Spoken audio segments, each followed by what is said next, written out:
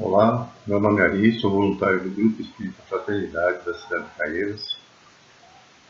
Estamos reunidos aqui em mais um domingo, em torno do Evangelho, para a nossa fluidoterapia dominical. Como fazemos em todos esses encontros, nós iniciamos com a prece, pedindo a Deus nosso Pai, Jesus nosso Mestre, que nos sustente, nos dê a oportunidade de entendimento das mensagens deixadas pelo nosso Mestre Jesus, que nós possamos utilizar esses ensinamentos no nosso dia a dia, no nosso aprimoramento. A nossa primeira encontro do ano, 2026, é um tema até meio mais assim apropriado, né? Na construção do futuro. A gente sempre começa o ano pensando nos nossos objetivos, no nosso futuro. E esse trecho ele vem do Evangelho de João, é o capítulo 18, item 36. Que Jesus respondeu: o meu reino não é deste mundo. Se meu reino fosse desse mundo, os meus servos pelejariam para que eu não fosse entregue aos judeus. Mas agora o meu reino não é daqui. Qual era a situação? Jesus estava sendo julgado por Pôncio Pilatos, que era o governador romano. Era uma pessoa que cuidava dos interesses de Roma na Judéia dominada, né? E ele participava de alguns julgamentos, né? Pessoalmente, quando isso era uma coisa assim que impactava na sociedade ali. O caso de Jesus estava impactando, então levaram a ele também a tentar, né? Os judeus eles queriam se livrar do problema, né? E queriam que Roma assumisse, né? Que Roma desse decretasse a pena, né? Que Roma matasse Jesus. Essa que é a ideia, executasse Jesus. Pilatos ele questiona Jesus, né? Sobre ser rei, né? Porque os seus seguidores, né? E as pessoas que estavam no seu entorno diziam que ele era o rei, era o filho de Davi, que era rei, né? Era o Messias, um rei justo e humilde, né? E Pilatos, na realidade, queria saber qual era o perigo que ele representava para a majestade do Império, né? O que ele representava para o Império, qual o perigo que ele representava para o Império Romano. E a resposta de Jesus foi que o seu reinado não era um poder político ou militar terreno, né? Mas um domínio espiritual. E isso o livrava de ser um rei rebelde para Roma, né? Então não contrariava, não colocava no caminho de Roma, né? Mas colocava no caminho da crucificação, porque alegava uma natureza divina, né? Era inofensivo para Roma, porque Roma não se preocupava com essas questões religiosas desde que elas não interferissem, né, no seu governo, na arrecadação de impostos, no seu poder militar, né? Ele era inofensivo para Roma nesse sentido, mas era perigoso para o sinédrio, né, hipócrita. Qual que é o significado de Jesus quando ele fala da natureza do seu reino? Né? Que o reino de Deus não é territorial, não é político, não é temporal, mas espiritual e eterno. Isso que ele quis dizer. E ainda, né? Ele isenta os seus seguidores, né? O caráter dos seus seguidores, seguidores de Jesus, que ele fala que o servo não sabe o que faz o seu senhor. Eles eram amigos de Jesus, né? Porque ele partilhava os seus ensinamentos com ele. Mas ele fala que os seguidores de Jesus não são chamados para lutar por um poder terreno, mas para viver os valores do reino de Deus. Então ele isenta também aqueles seguidores. E assim, a principal preocupação de Pilatos qual era a missão de Jesus, o que ele pretendia, né? Que tipo de perigo que ele poderia oferecer, ou que ele poderia disseminar com a população com as suas ideias, né? Qual que era a sua missão. E ele fala que a missão dele não era conquistar nações, mas estabelecer um governo espiritual que transformaria corações e mentes. Então, Pilatos percebe que o problema não é com ele, né? O problema era com o poder dominante na Judéia, os religiosos do Sinédrio. No Evangelho segundo o Espiritismo, capítulo 2, item 2, fala sobre a vida futura. E ele também faz uma menção sobre essas palavras: meu reino não é desse mundo. Que Jesus claramente se refere à vida futura, né? E que ele apresenta em todos os detalhes as condições e as particularidades como uma meta que a humanidade toda, né, na sua forma, nas suas diversas vertentes, iria ter que constituir como objeto de busca, né, e de preocupação do homem na Terra, essa vida futura. Que todas as passagens que ele traz e todos os ensinamentos que ele traz, ele faz referência a esse grande princípio, que a vida futura é a essência das suas orientações. Quando ele fala do meu reino não é deste mundo, quando ele fala nascer de novo, o foco na evolução moral, as parábolas, a adaptação dessas histórias, dessas parábolas ao meio ali das pessoas, né? Para melhor compreensão, melhor entendimento que haveria uma vida futura aos mais simples. Que até ali só havia aqueles que eram poderosos. Aqueles que não acreditavam na vida futura pensavam que ele falava do presente. Eles não entenderam, não compreenderam. Imaginavam, né, que ele falava da vida presente e não compreenderam, consideravam aquelas ideias meio vazias, né? E esse princípio de vida e de vivência e fé foi o eixo do ensino do Cristo, né?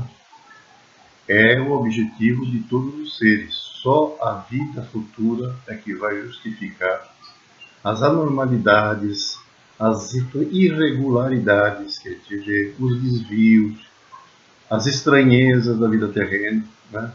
E mostra que a justiça de Deus está presente. Todo cristão, então, né, acredita firmemente na vida futura, ou deveria acreditar firmemente.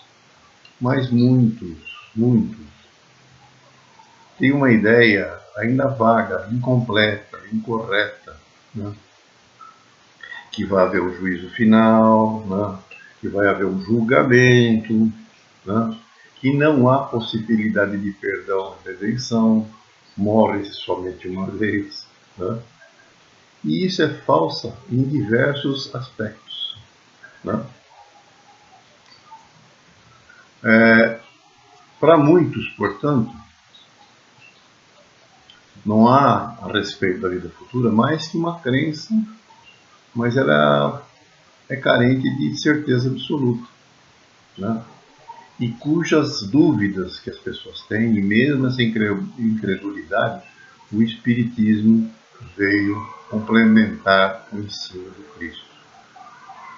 E veio complementar quando os homens já se mostravam maduros, bastante para aprender a verdade.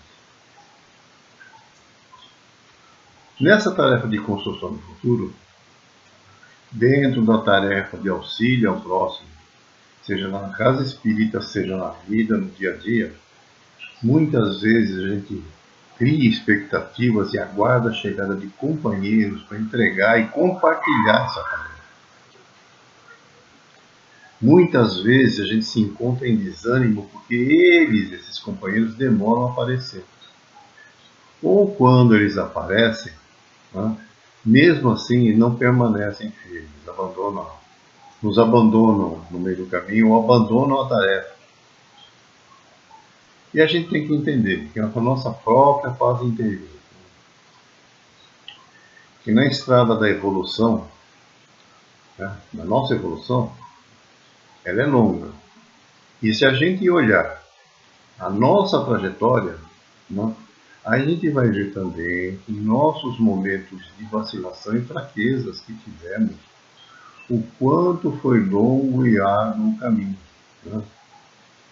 Nossa caminhada até agora foi interior, foi muito difícil também, né? Em muitos aspectos, em muitos momentos. Então a gente tem que entender que a gente também teve as nossas vacilações, as nossas falhas, né?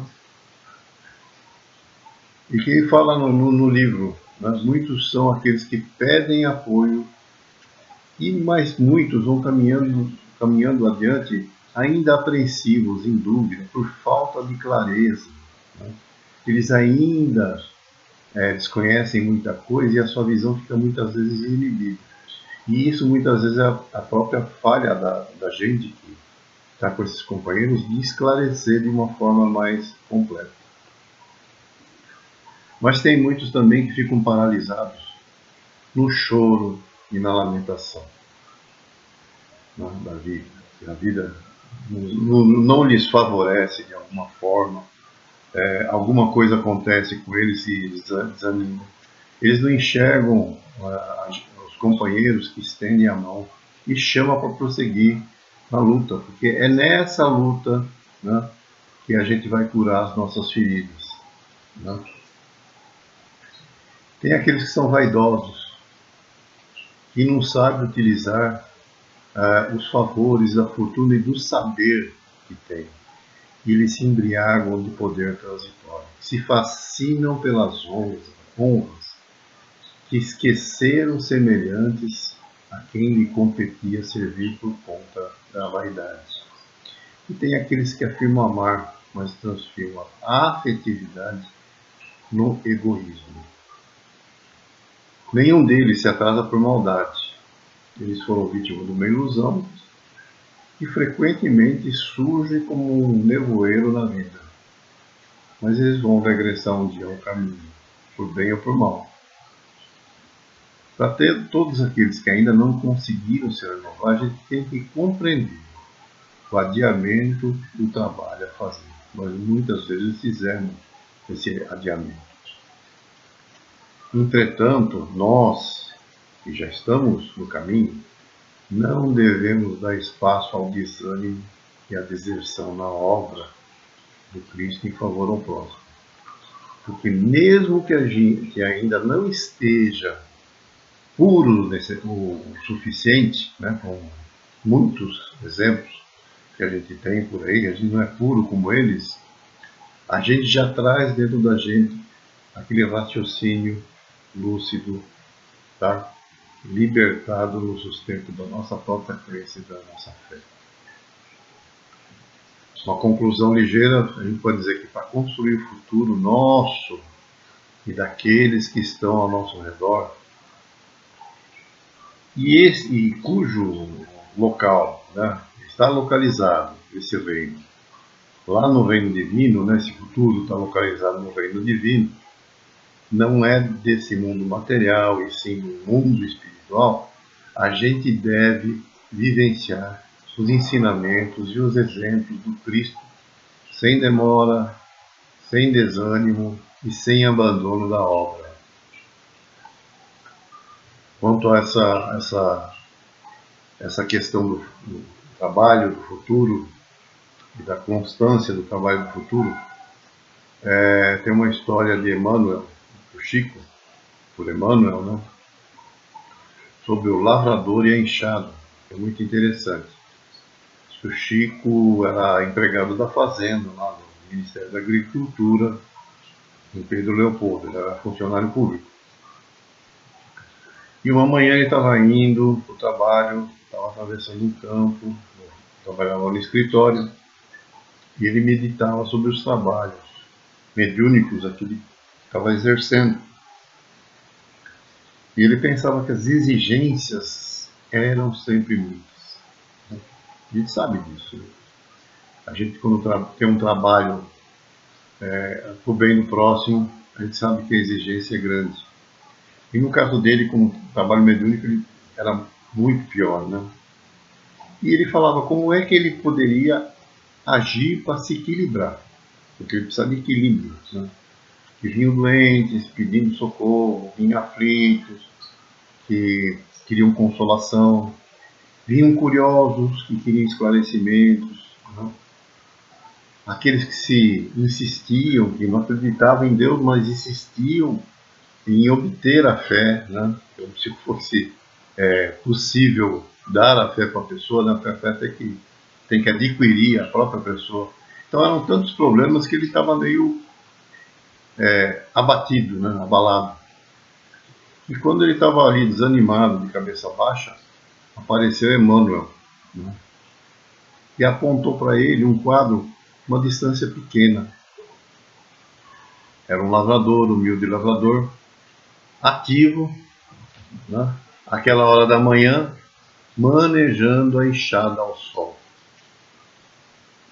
E Emmanuel fala para ele, reparou? Diz para o Chico. Guiada pelo cultivador, a enxada apenas procura servir. Ela não pergunta se o terreno é seco, se ele é pantanoso, se vai tocar o lodo ou vai se ferir, né, a enxada entre as pedras. Ela não indaga se vai cooperar numa sementeira de flores, se é batata, se é milho, se é feijão, se é só para arrancar o mato. Ela obedece ao lavrador e ajuda sempre. E fez uma pausa e falou para Chico novamente: nós somos a enxada na mão de Jesus, o divino semeador. Aprendamos a servir sem indagar. Chico ele ficou tocado por aquele ensinamento, né? Se renovou interiormente e disse: é verdade, o desânimo é um veneno. E Emmanuel concluiu: a enxada que foge à glória do trabalho cai na tragédia da ferrugem. Essa é a lei. Essa história está em lindos casos de Chico Xavier, Ramiro da Gama. Agradeço a todos a audiência. Peço que acione o sininho no nosso site, no YouTube. Acessem as nossas mídias, Instagram, Facebook. E aqueles que quiserem que se inscrevam no nosso grupo no WhatsApp. E lá que nós divulgamos todas as nossas atividades e as nossas tarefas. Que Deus abençoe a todos. Um ótimo 2026 com muita saúde e muita paz. E vamos para frente. Obrigado a todos. Bom domingo.